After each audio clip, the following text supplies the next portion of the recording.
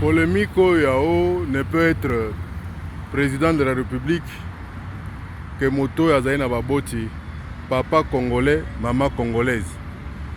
Mais il faudrait aller plus loin. Il faudrait que papa Yaboti yo, baboti na epe bazala, ba congolais.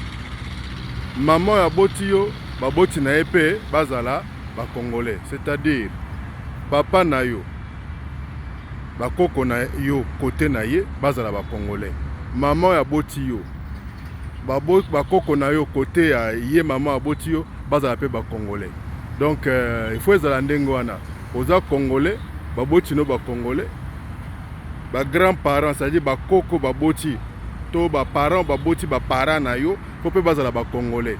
Tobe ba biloko ya o moni bayaka na 2 mois bayaka na 3 ans te to lingi vraiment que père na yo batu babota ki e ba congolais, mère na yo batu babota ki e ba congolais.